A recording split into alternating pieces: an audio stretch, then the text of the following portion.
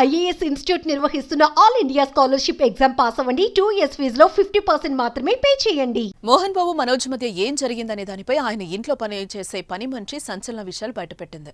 ఇప్పటికే జల్పల్లిలోని మోహన్ బాబు ఇంటి వద్ద ఉద్రిక్తత నెలకొంది. మంచు విష్ణు మనోజ్ బౌన్సర్ల మధ్య ఘర్షణ వాతావరణం నెలకొంది.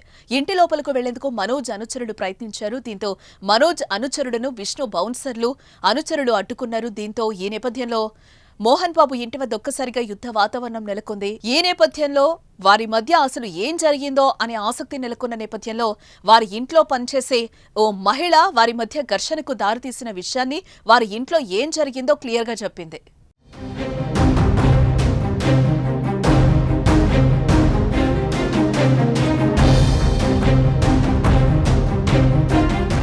మోహన్ బాబు దగ్గర పనిచేసే ప్రసాద్ అనే వ్యక్తి వలన గొడవ మొదలైందని, అతడు చేసిన తప్పు కారణంగా మనోజ్ అన్న బెల్ట్ తీసుకుని ప్రసాద్ను కొట్టాడని, ఆ టైంలో మోహన్ బాబు కలుగచేసుకుని నా స్టాఫ్ను కొట్టద్దు, నేను వాడికి భయం పెడతా, నువ్వు చేయి వేస్తే ఒప్పుకోను అని మనోజ్ను నెట్టేశాడు. ఎవరికీ దెబ్బలు తగల్లేదు. అన్నదమ్ముల మధ్య వీరికి మనస్పర్ధలు ఉన్నాయి. భూమా మౌనికం చేసుకోవడం ఎవరికీ ఇష్టం లేదు. ఆమెకు మనోజ్ కంటే ముందుగా వేరే అతనితో పెళ్లయ్యి పిల్లాడున్నాడు. అందుకే ఎవరికీ ఇష్టం లేదు. అక్కకి మనోజ్ అన్నకు బిడ్డ పుట్టినప్పుడు అందరూ వచ్చారు. ఇప్పుడు తండ్రి కొడుకుల వివాదాన్ని పరిష్కరించేందుకు మంచులక్ష్మి సముదాయించే పని చేసింది అని చెప్పుకొచ్చింది పని మనిషి. ఇప్పుడు ఆమె వ్యాఖ్యలు వైరల్ గా మారాయి.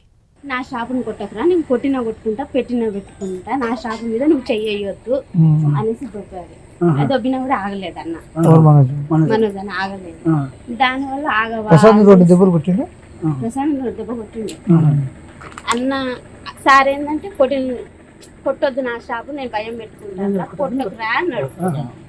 ఇద్దరు దానివల్ల ఇక ఆ షాపు గురించి ఏదంతా గొడవ. తండ్రి కొడుకులు నెట్టుకున్నారు. అసలు దెబ్బలు నాకు తెలిసి దెబ్బలు తగ్గలేదు. ప్రే చేసుకున్నారండి. రమ్మలక్ష్మి మంచి బద్దలు ఉన్నాయి. మనం మౌనిక మేడం చేసుకోవడం ఇష్టం లేదు. ఫస్ట్ నుండి వాళ్ళకి ఇష్టం లేదు. దానివల్ల కొంచెం వాళ్ళు ఫస్ట్ నుండి డిస్టర్బెన్స్ ఆ విషయం మీద ఎవరికో బాబు ఉన్నాడు, ఆల్రెడీ బాబు ఉన్నాడు కాబట్టి వాళ్ళకి ఇష్టం లేదు. మన నుండి మౌనిక ముందు అమ్మ సార్ లేడం.